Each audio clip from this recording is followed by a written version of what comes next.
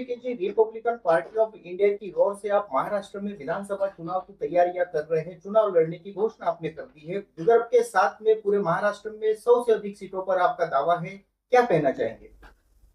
ऐसा है कि Republican Party of India Khobragarh, जो कि आरपीआई खोबरागढ़ के नाम से नई दिल्ली निर्वाचन आयोग से पंजीकृत है, और कल हमारे पार्टी कार्यकर्ताओं, प्रदेश के नेताओं की बैठक हुई थी, और जिसमें एक निर्णय लिया गया,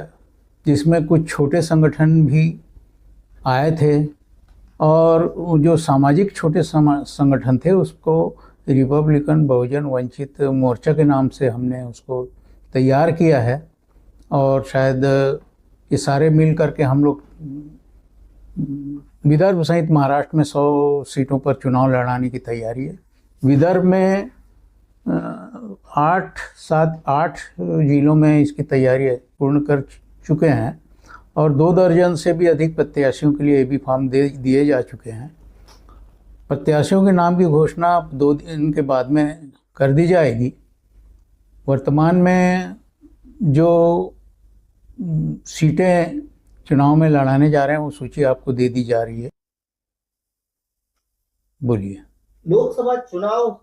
देश भर में होते हुए, लोकसभा चुनाव हो या राज्यों के हो रहे विधानसभा चुनाव हो, देखा जाता है कि ज्यादातर पार्टियां अमूमन गठबंधन की राजनीति करती है। कोई अलायंस एक महायुति के नाम से महाराष्ट्र में है, एक महाविकास आघाड़ी के नाम से महाराष्ट्र में है। आपकी भूमिका अलायंस को लेकर क्या है?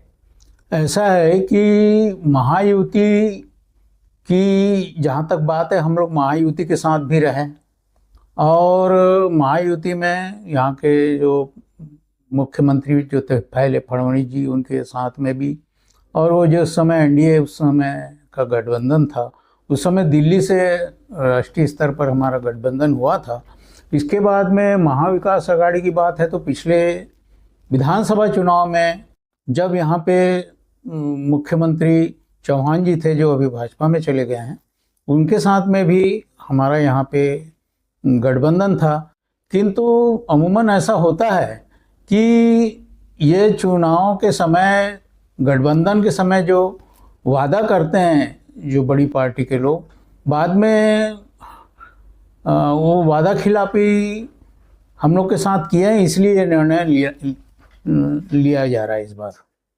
जिन सीटों को लड़ने के लिए आपने विदर्भ में या महाराष्ट्र में चिन्हित किया गया है, उन सीटों पर चुनाव प्रचार को लेकर पार्टी की क्या रणनीति रहेगी?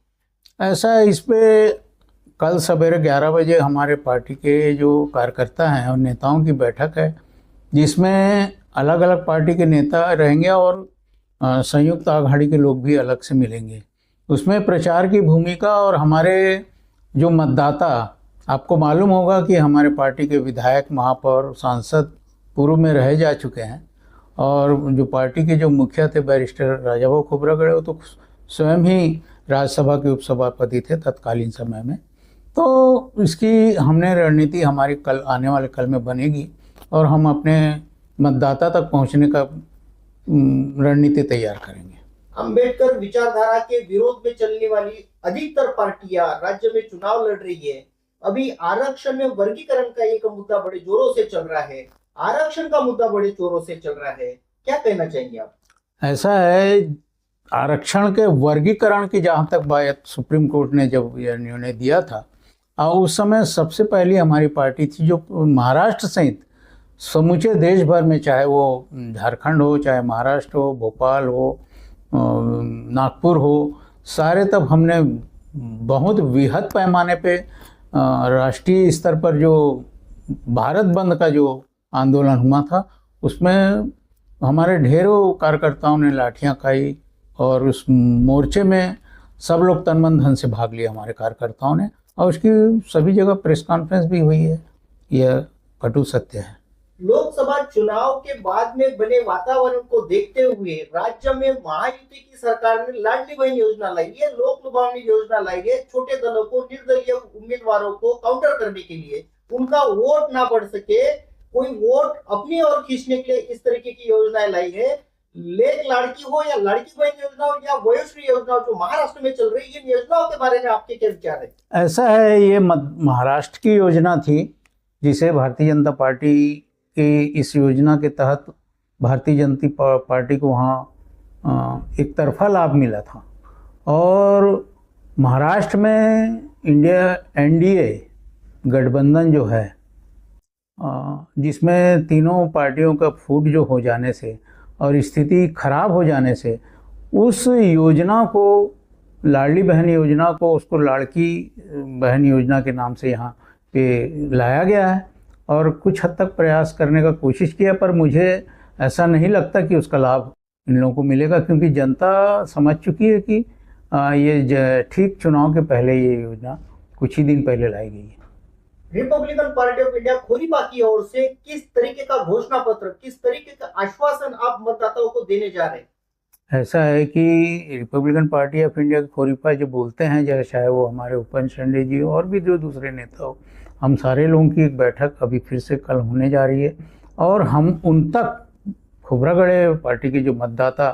एक समय में जब महापौर या विधायक हुआ करते थे, उस पर एक रणनीति तैयार करेंगे और हमारे जो मतदाता हैं खोबरागढ़ पार्टी के, वहाँ तक पहुँचने का हम पूरा प्रयास करेंगे और निश्चित रूप से हम इसमें सफल हो जाएंगे। खोरीपा के राष्ट्रीय अध्यक्ष आप हैं, खोरीपा की ओर से महाराष्ट्र की जनता को क्या अपील करना चाहेंगे? महाराष्ट्र की जनता, जहाँ पे हमारे विशेष रूप से जहाँ पे हमारी पार्टी के जो कार्यकर्ता पुराने जो रहे हैं, अभी तो काफ़ी समय में कुछ चेंज आया है, लेकिन जो बैरिस्टर साहब को जो मानने वाले, उनके विचारधारा को मानने वाले और जो चीज़ इनकी जो सोच थी कि छोटे राज्यों की परिकल्पना, पृथक विदर्भ की मांग हमारे सबसे पहले हमारी पार्टी ने ही उठाई थी आज से पार्लियामेंट में, असेंबली में।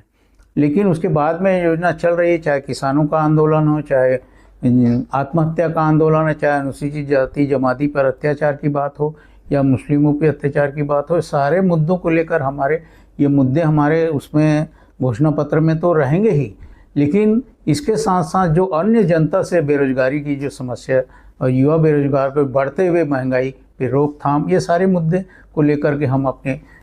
उसमें रखेंगे इस मुद्दे को।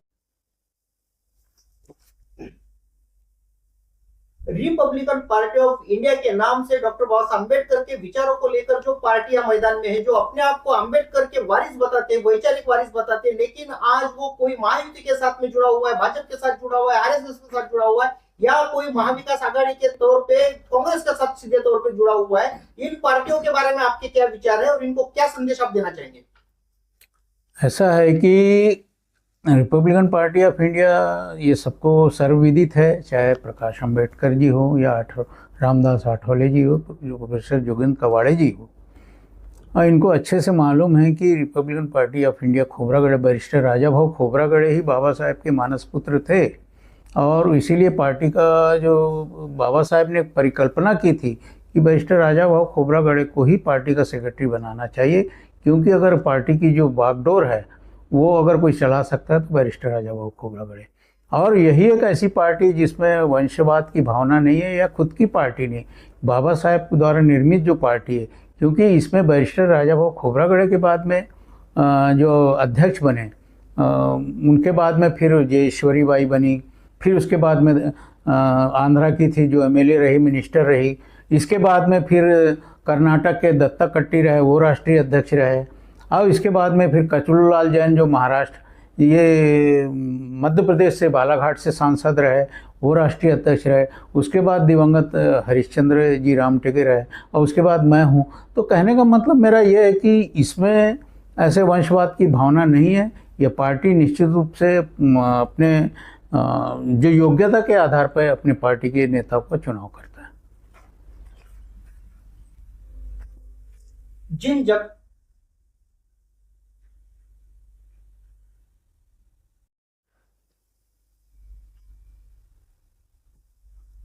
जगहों को चुनाव के लिए चिन्हित आपने किया हुआ है, उन जगहों पे यदि आपके पास पार्टी प्रत्याशी ना हो तो क्या आप अन्य पार्टियों के लोगों को ऑफर करना चाहते हैं और क्या आप जनता को